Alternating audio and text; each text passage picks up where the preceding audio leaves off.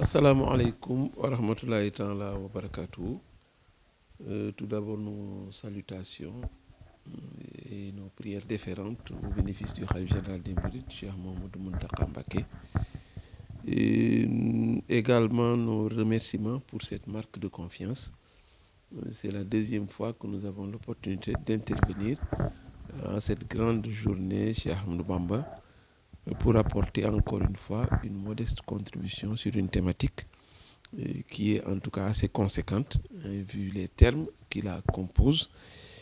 Et c'est un énoncé qui se dédouble, nous dirons, qui se multiplie par 3. Il y a un triptyque puisque l'énoncé nous invite à traiter au moins 3 choses. La préoccupation, on le sait, c'est l'islam, c'est le socle, c'est le point de départ et le point d'arrivée. Mais il y a 3 facettes que l'on nous invite à aborder. C'est la facette de paix, l'islam, religion de paix, l'islam, religion de savoir ou de quête du savoir, et l'islam, religion de solidarité.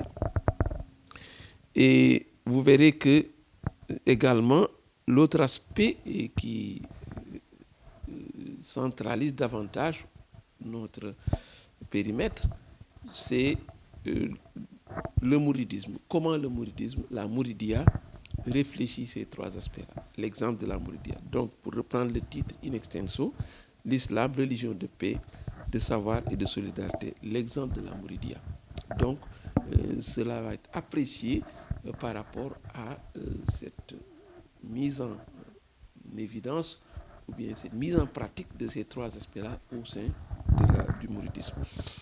Alors le sujet est très cohérent parce que réellement le mouridisme s'inscrit dans l'islam et rien de ce qui est islamique ne lui est étranger.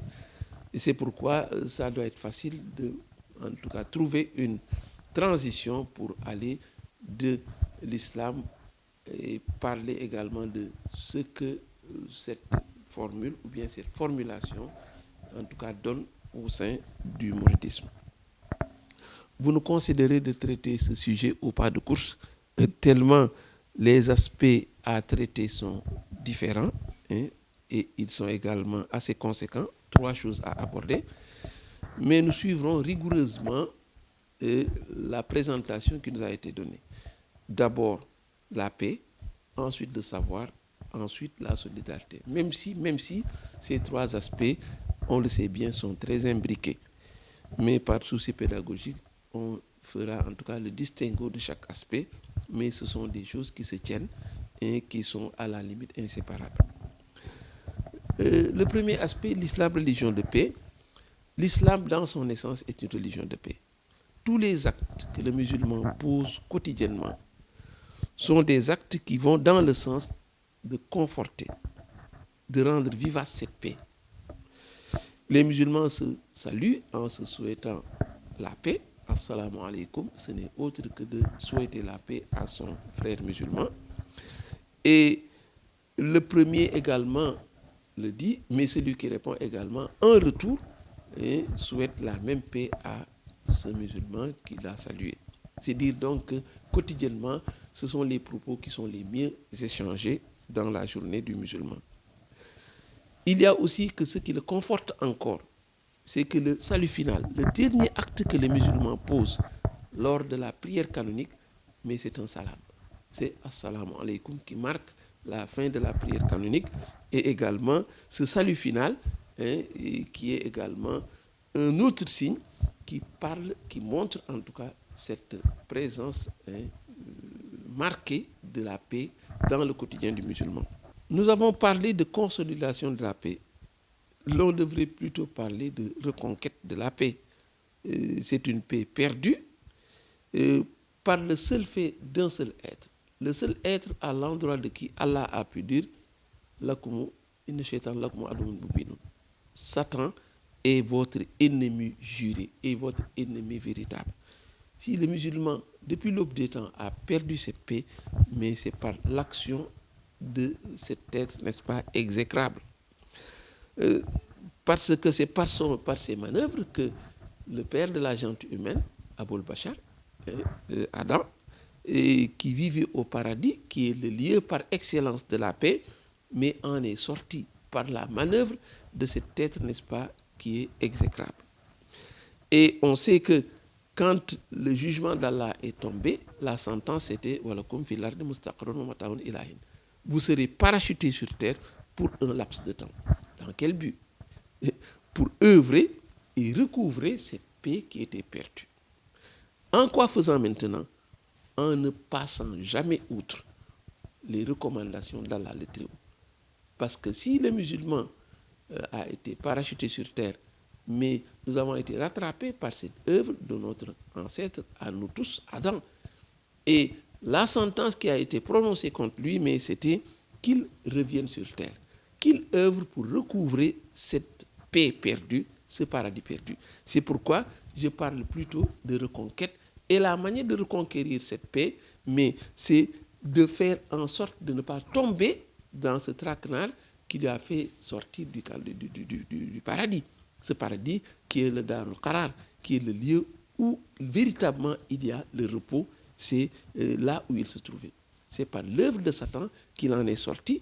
Donc, s'il faut purger cette peine, mais c'est retourner à l'action ou bien à poser des actes qui font que finalement, il ne sera jamais dans le discrédit, il ne sera jamais quelqu'un qui foule aux pieds, n'est-ce pas, les prescriptions de son Seigneur. Et c'est cela que le musulman apprend sur terre. Donc, s'il y a une voie pour arriver à cette paix perdue, pour recouvrer cette paix perdue, mais c'est de renouer avec ces instructions, ces prescriptions, cette orientation d'Allah le Très-Haut, qui dit que je n'ai créé les hommes et les djinns que pour qu'ils m'adorent. En d'autres termes, il s'agit simplement de se conformer à la volonté d'Allah. Parce que adorer Allah et ne pas être rebelle, mais c'est le gage de la paix, parce que c'est ce qui a fait perdre à nous tous, n'est-ce pas, cette paix qu'il avait. Donc, la manière de purger la peine, mais c'est de renouer avec cette prescription d'Allah et ne jamais passer outre cela. Donc, le gage de la paix se trouve dans la volonté et l'effort à se conformer à la volonté d'Allah, advienne que pourra. Advienne que pourra. Quelles que soient les contraintes que cela doit poser. Et on aurait pu trouver, n'est-ce pas, dans la dernière sortie du Khalif général des Mourides, dans l'Aïd el-Fitr 2023, 1444 de l'Égypte, lors de l'Aïd el-Fitr, mais on voit que ce propos que je viens de tenir est la traduction fidèle de l'analyse que nous venons de faire. Le Khalif a montré dans son speech que la quintessence de son adresse, c'était de rappeler aux gens que c'est la sincérité de la foi seule qui peut amener la paix pour le musulman et ceux avec qui il partage ce territoire. Vous voyez? Donc, c'est un propos, n'est-ce pas, on ne peut plus actuel, et c'est un propos qui véritablement résume de fort belle manière ce que nous venons de dire. Le Khalif, en termes très clairs, a montré que la manière d'avoir la paix et de la conserver, mais c'est de se conformer rigoureusement aux prescriptions d'Allah et ne jamais passer outre. Et il y a aussi, outre cela, le Khalif a posé des actes forts. S'il déclare que c'est en se conformant aux prescriptions d'Allah qu'on conserve la paix, qu'on parvient à garder la paix, on peut le croire véritablement. Parce qu'il a posé des actes qui viennent corroborer cela. Le pays a été embrasé à certains moments. Il a posé des actes, n'est-ce pas, qui ont apaisé les gens dans cette situation. Il y a eu également des réconciliations de personnalités qu'il a pu réussir, mais c'était un retour à la paix. Cela veut dire donc que s'il pose des conditions ou bien s'il rappelle la voie royale pour obtenir la paix, les gens doivent le croire. Parce qu'il a posé des actes, n'est-ce pas, qui corroborent ce qu'il a fait. Mais c'est également les propos qu'il tient et les actes qu'il pose, mais s'emboîtent harmonieusement avec la posture de celui qui fut son aïeul et son maître. C'est Cheikh Ahmadou Bamba. C'est au nom de la reconquête de la paix qu'il a subi 33 ans durant des exactions monstres sans broncher. C'est également au nom de cette paix qu'il est parti seul, sans aucune compagnie, avec en bandoulière son slogan « Hasbunallah wa ni'mal wakil ». Allah est le seul garant. C'est également au nom de la paix que Cheikh Ahmadou Bamba ajourna le projet des disciples à Louga, qui étaient prêts à s'attaquer ou bien à s'en prendre avec les colonialistes français pour ne pas que le Cheikh parte. Il leur a demandé de laisser ses courages de petite guerre et de le laisser partir. Il fera le travail de fort belle manière, il reviendra et ils vont goûter les fruits de ce travail-là. C'est au nom de la paix qu'il a demandé de ne pas, parce que son slogan c'est de ne pas engager le peuple dans une hécatombe. Il est parti seul au nom de la paix, il a engagé seul au nom de la paix. Donc cette posture du calife ou bien ces actes posés par le calife, mais il se justifie dans l'acte posé par celui qui est le fondateur du mouridisme et qui est le maître de tous. C'est également au nom de cette reconquête de la paix, mais qu'une de ses demandes phares dans Matlabul Fawzayn, c'était wa kathiran khayrati hazal baladi wa rizqahu wal takfi an nakadi. Multiplie surabondamment le bonheur de ce pays et préserve-le de troubles, qu'il est donc la paix. Cela veut dire donc que véritablement il a posé suffisamment d'actes pour qu'on sache que sa préoccupation c'était la paix, et c'est dans ce sillage que le mouridisme vogue, et c'est dans ce sillage que le mouridisme, n'est-ce pas, se déploie. C'est la preuve donc que si l'islam est religion de paix, mais le mouridisme qui est islamique, n'est-ce pas, évidemment, ne peut que revendiquer cette paix et marcher dans cette trajectoire. Et nous savons qu'il y a beaucoup d'autres aspects qui pouvaient être convoqués pour illustrer ce facteur de paix dans la Mouridia. L'islam, religion de savoir. Deuxième partie que nous allons aborder. L'islam, religion de savoir, car à l'image de ce que nous avons dit là, dans la paix, le savoir est une quête. Il est même une conquête.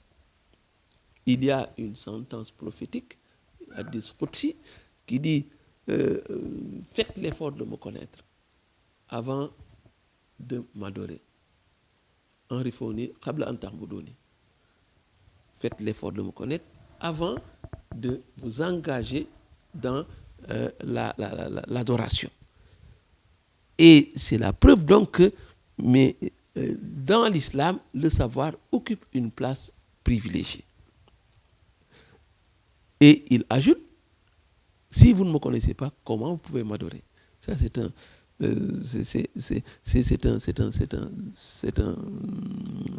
une sentence prophétique, n'est-ce pas, qui enseigne la posture que le musulman doit avoir par rapport au savoir.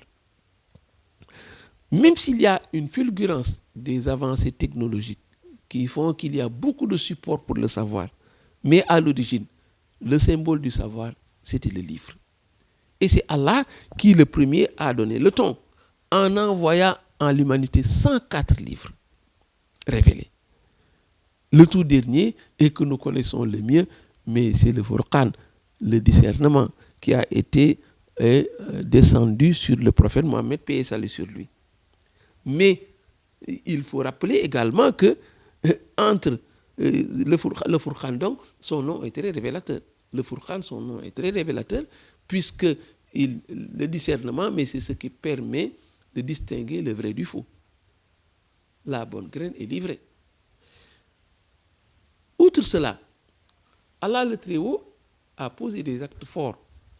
Il a envoyé 124 000 prophètes et envoyés qui ont été, n'est-ce pas, envoyés à l'humanité. Mais parmi ces 124 000, il y en a 313 qui sont chargés de mission, qui ont été envoyés dans des zones éparses dans le monde et qui sont là pour prêcher la bonne parole. Eux, on les appelle les envoyés. Et là, je cite un passage du Viatique des adolescents ou Tazawwud Sighar, écrit par Cheikh Ahmadou Bamba. Mais cela n'a pas suffi. Outre ces 124 000 qui ont été envoyés, Allah le Très-Haut a envoyé 104 livres à l'humanité. Répartis ainsi, 10 livres ont été envoyés à Adam, 50 livres à son fils, 7 au Chersa en arabe, 30 livres au prophète Idriss, 10 livres au prophète Abraham, et il y a les 4 derniers, ce qui fait 100, donc 50, 10, 60 et 30, ça fait 90 et 10, ça fait 100. Les 4 derniers, c'est la Torah de Moïse, du prophète Moïse, c'est l'évangile du prophète Jésus, c'est également les psaumes du prophète David et le tout dernier, le discernement Al-Furqan ou le Coran qui a été envoyé au prophète Mohammed, paix et salut sur lui. Donc c'est la preuve que si envoyer des prophètes n'est pas suffisant, il faut qu'Allah envoie ce qui incarne ou ce qui représente véritablement le savoir. Ce sont des livres, mais c'est la preuve que ces livres, ce sont des adjuvants, ce sont des éléments d'appui et d'appoint pour que le musulman puisse se tirer d'affaire. On sait que la loi islamique est consignée dans le Saint-Coran. C'est la preuve donc que le savoir, mais il mérite d'être, n'est-ce pas, approché, il mérite d'être conquis par le musulman. Chaque jour doit être une quête de savoir. Par rapport à la Mouridia, comment est vécue cette quête du savoir? Comment le mouridisme vit ou bien réfléchit cette injonction d'Allah qui demande aux musulmans d'essayer de le connaître avant de s'engager dans la voie de l'adoration. Alors que l'adoration, on le sait, mais s'il y a un link entre le musulman, la créature et le créateur, c'est bien l'adoration. Mais le préalable, Allah prend soin de dire, il faut faire l'effort de connaître avant de vous engager. On se rappelle la jurisprudence de l'imam Aufi dans le viatique des adolescents. Il disait que celui qui se limite à dire je fais ce que je vois faire les gens pendant l'adoration ou bien pendant les actes d'adoration, je me limite à imiter ce que les gens font. Il dit que celui-là, il n'a pas adoré Allah. Non seulement il n'a pas adoré, mais il a transgressé. Et il mérite une sanction et il aura une sanction très lourde.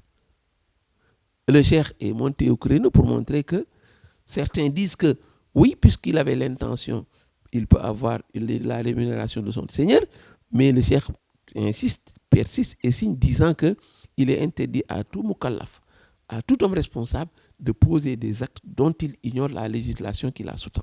Donc, le cheikh pense plus vers la jurisprudence de l'imam Aufi. Donc, il faut faire un scramble vers cette quête du savoir. Il faut dire également que pour revenir à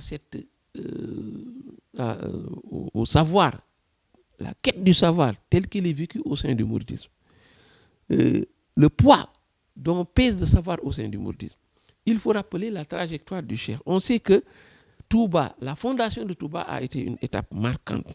C'est l'aboutissement d'une longue quête qu'il a menée de Mbacké Kadior à Mbacké Bawol, de Mbacké Bawol à Dar Salam, de Dar Salam à Touba.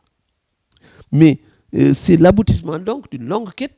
Mais suite à cela, le cheikh a posé un acte fort puisqu'il a écrit un ouvrage de référence qui s'appelle Matlaboul Fawzeyni, la quête du bonheur des deux mondes. Et c'est dans ce livre, dans cet ouvrage, qu'il décline toutes ses ambitions pour Touba et pour les habitants de Touba. C'est dans ce poème qu'il a pu dire « Fais de ma demeure la ville sainte de Touba, un centre académique, un lieu favorable à l'ouverture d'esprit et à des méditations saines qui sanctifient en permanence. » C'est également dans un autre ouvrage, l'acrostiche du verset « Laqad ja'akum » l'Imam Bashirin. Il dit « Bil Mustafa, liban al-Quddus madrasatan, biha yazulu al-aza wal-jahl wal-kabadu » Le très saint m'a gratifié d'un centre d'acquisition de savoir. On sait que le signe le plus proche, le plus éclatant de cette présence du savoir au sein de Touba, au sein du mouridisme, mais c'est bien l'université qui a été édifiée par le Khalif général des Mourides. Une première, n'est-ce pas, dans notre contrée, ou bien en tout cas dans beaucoup de zones où l'islam règne en maître. Mais l'université donc est une forme de concrétisation de cette demande du cheikh qui avait pris soin de dire que tout ce que j'ai demandé dans Matlaboul Fawzeyni, Allah le Très-Haut l'a exaucé. L'islam, religion de quête du savoir, est visible également au sein du mouridisme par le parcours de son fondateur. On sait que la fonction première de la ville de Touba, mais c'est une fonction religieuse. Touba est assimilable à un gigantesque centre d'éducation religieuse. Les daara pullulent dans la ville. L'apprentissage du Coran et des sciences religieuses, mais c'est la réalité la mieux partagée à Touba. L'autre signe qui est lié à son auteur, l'autre signe est lié à l'autre. Il y a un autre signe qui est lié à son auteur, qui est un abîme de savoir. Sa production littéraire, la preuve, le signe qui le montre, sa production littéraire ne se compte plus par nombre de titres. Parce que il en a tellement produit que l'on ne peut pas, n'est-ce pas, faire le décompte en termes numériques. Et c'est le vrai Cheikh Abdullah Mbacké qui a fourni la puce, qui a donné la puce à l'oreille, puisqu'il disait que sa production littéraire, si on l'a posée sur un camion de 5 tonnes, la production du Cheikh l'a surchargé lourdement. Ce camion. S'il en arrive qu'on ne puisse plus compter, n'est-ce pas, le nombre de ses écrits, mais si on le compte par tonnage, mais c'est la preuve, n'est-ce pas, d'une production extraordinaire, mais d'un savoir extraordinaire. Voilà donc quelques signes qui montrent à quel point mais le savoir est une réalité marquée au sein de Touba, outre maintenant le fait que la lecture du Coran est une chose qui se fait chaque jour au niveau de la grande mosquée, au moins 4 fois par jour, pendant toute la semaine, ce qui donne le chiffre fétiche de 28 lectures du Saint-Coran chaque semaine. Cela veut dire donc, et en marge maintenant, d'autres lieux où la lecture du Coran se fait. C'est la preuve donc que la quête du savoir, mais est une réalité très marquée à Touba. Venons-en maintenant à la solidarité. Et vous nous concéderez d'aller plus vite, puisque le temps nous est très compté. Pour la solidarité, nous avons opté de faire un raccourci. Ce raccourci, nous avons opté d'égrener les actes posés par le vénéré calife actuel. Nous ne faisons même pas référence au calife précédent. Les actes qu'il a posés, mais qui sont la preuve d'une solidarité extraordinaire, qui se justifie dans l'islam, mais qui se trouve au sein du mouridisme. Au nom de la solidarité musulmane, et au-delà de celle-ci, la solidarité humaine, celui qui a donné le ton, c'est Cheikh Ahmadou Bamba, le fondateur du mouridisme. Et l'exemple extrême que nous allons donner, qui est la preuve de cette solidarité humaine, en tant qu'humain, il l'a fait, à d'autres humains, qui ne pouvaient ne pas être des musulmans. Il faut rappeler d'abord ces relations mortifères qu'il avait avec les colonialistes français, qui sont, n'est-ce pas, et il est arrivé à dire qu'il a subi à Saint-Louis des souffrances, des actes qu'on a posés sur lui, qu'il ne révélera jamais. Et il ajoute par égard pour Allah le Très-Haut. Il disait que la seule chose qui est plus dure que ce que j'ai supporté, c'est l'extraction de l'âme du corps de l'individu pendant la mort. Mais outre cela, j'ai subi des exactions dans ce genre. Et ce sont ces gens à qui pourtant il a octroyé une aide. 500 000 francs de ce temps-là, en son temps, pour le relèvement du franc français, parce que le franc français était en crise. Ça, c'est l'extrême extrême que le cheikh a posé. Je ne parle pas de sa solidarité avec les musulmans, mais à l'endroit des Français, à l'endroit de la France coloniale, qui était, n'est-ce pas, son bourreau de tous les jours, mais il a donné 500 000 francs pour le relèvement du franc français. Ça, mais c'est l'exemple extrême. Mais il faut dire que ces vénérés khalifes lui ont emboîté le pas. C'est pourquoi nous nous limiterons à l'actuel khalife.